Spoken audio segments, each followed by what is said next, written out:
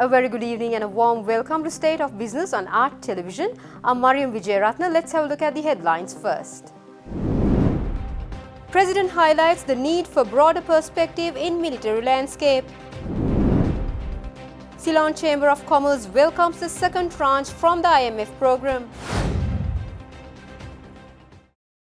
News in detail. President Ranil Wickremesinghe emphasized the need for a broad international perspective in military education and highlighting the evolving global landscape. The President said this speaking at the Defence Services Command and Staff College Course 17 award ceremony in Colombo yesterday. It gives me great pleasure to see that the numbers here, the students here, are not confined to Sri Lanka, but we have a number from other countries. As I had told the Secretary Defence and the Secretary Foreign Affairs, we should ensure that more and more places can be given out to officers who are not in the Sri Lankan forces.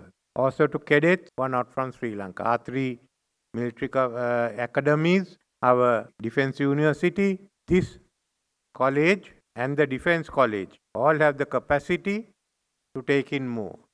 And the interaction of ideas, interactions of people are essential for this type of study. There's a war taking place now, which is going to have a big impact in our part of the world and outside. That is the war in Gaza. A war which started with an attack by Hamas on Israel, with the global sympathy on Israel, which over 2 months has now shifted to a global sympathy for Palestine. Today, a large number of people in our part of the world and part in Europe, in Latin America, are of the same view. So finally you find a system where politics has come to an area where politics have used war for its own purposes. How it will end, I do not know. We are all watching it. But keep in mind that this decade is going to change the nature of war in a way which was not thought possible few years ago.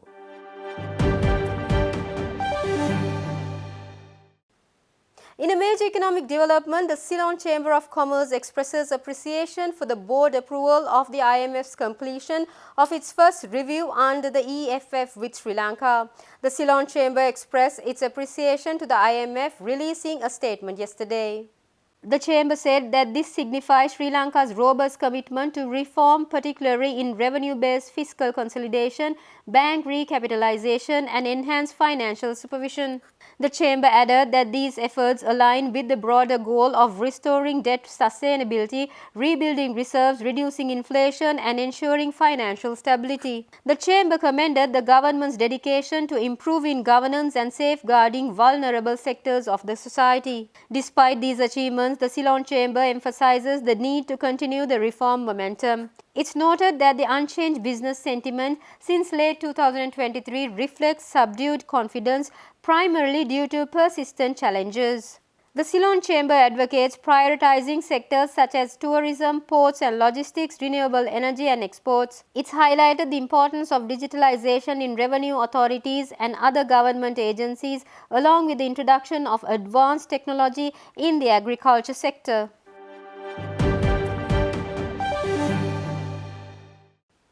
In a significant diplomatic exchange, Danish Ambassador Freddie Swan met with Prime Minister Dinesh Gunawardena at the Temple Trees yesterday.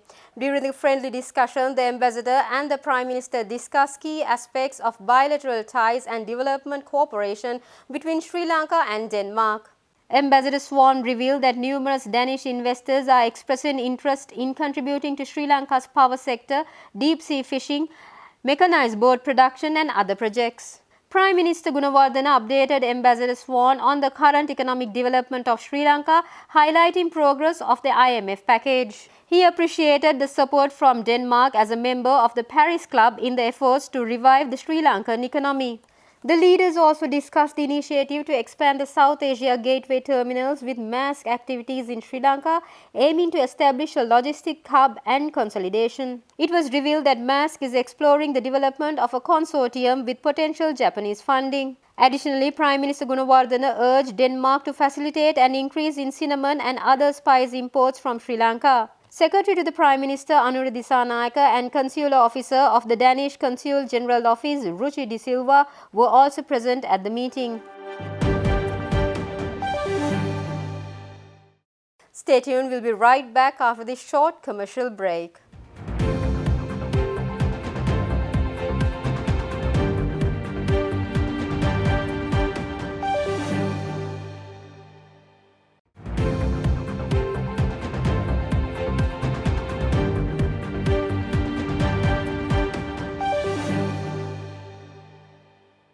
Welcome back after the break. Minister of Foreign Affairs Ali Sabri commended President Ranil Wickremesinghe for steering Sri Lanka's foreign relations in right direction. He emphasized the importance of a policy of non-alignment with all foreign countries while prioritizing national unity at a press conference held at the Presidential Media Center recently. Minister Sabri highlighted the positive impacts of President Wickremesinghe's decisions, noting that Sri Lanka has successfully pursued a non-aligned policy by extending a hand of friendship to all nations. Acknowledging diplomatic challenges faced, Minister Ali Sabri praised the President's discerning decisions that redirected Sri Lanka's foreign relations onto a more constructive trajectory. He emphasized the administration's dedication to fostering amicable ties with all nations while safeguarding the unity of the country. Addressing the debt restructuring intricacies, Minister Ali Sabri elaborated on Sri Lanka's unique position, necessitating the development of an independent mechanism. The minister added that collaborative efforts with the Paris Club, supported by influential nations like India, China and Japan, contributed to a viable restructuring plan. Sabri revealed that all involved countries pledged support for Sri Lanka's debt restructuring, symbolizing international acknowledgement of Sri Lanka's positive economic trajectory. The minister affirmed that following successful debt restructuring, Sri Lanka will announce financial independence to the world. Acknowledging hardships, he highlighted the government's efforts to steer away from bankruptcy, strategically reducing debt payments and interest rates for an economic advantage. Looking forward, Minister Sabri expressed confidence in attracting new investors for economic growth, aligning with the broader vision of sustainable economic development.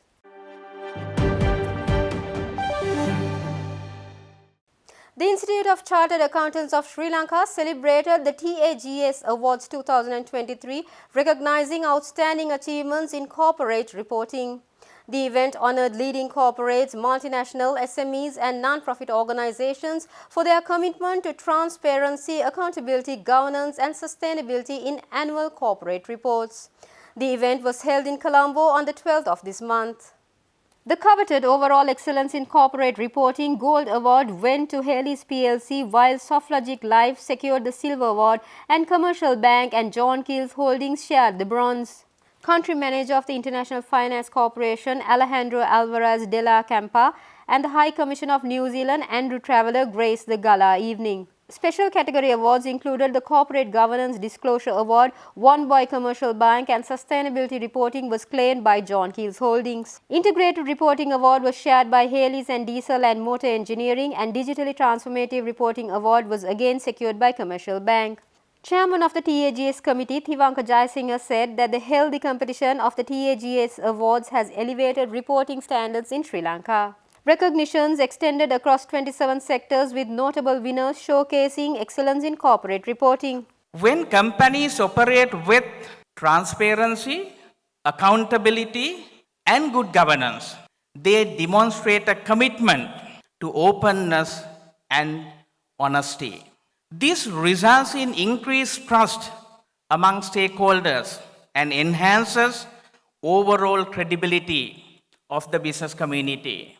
More importantly, this also sends out a strong message that companies are willing to be held accountable for their actions. Very important aspect. It cultivates a culture of responsibility beyond financial performance of corporates.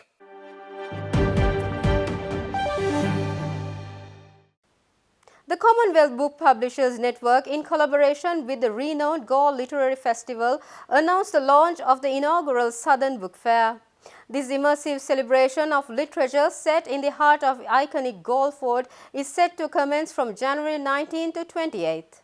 A public awareness media event on this regard was held in Colombo recently. The Galle Literary Festival, established in 2005, returns with a global lineup of authors, artists, musicians and culinary experts. Hosted at the iconic Galle Fort, the fair offers a platform for publishers, editors, authors and readers to establish news partnerships. In partnership with Galle Literary Festival, the fair promises a unique blend of traditional and contemporary literary works.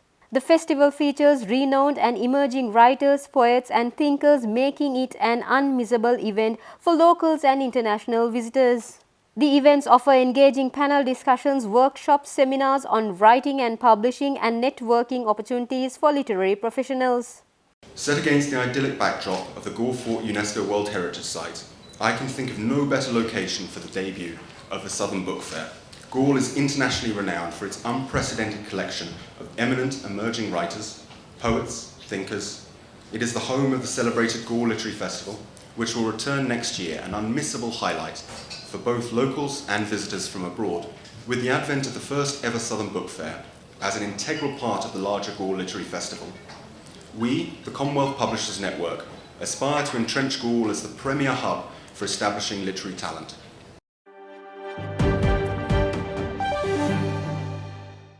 Stay tuned, we'll be right back with the stock updates.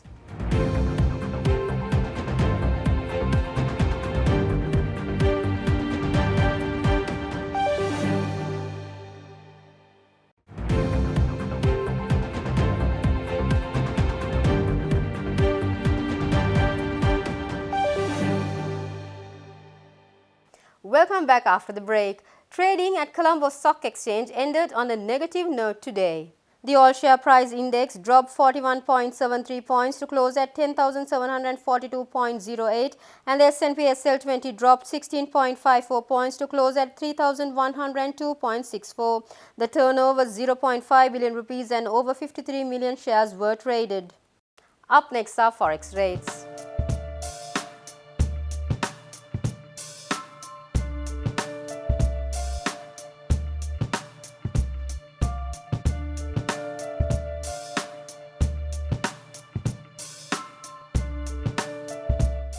That's all we have for tonight. For this and more, subscribe to our channel on YouTube and follow us on Facebook. Have a great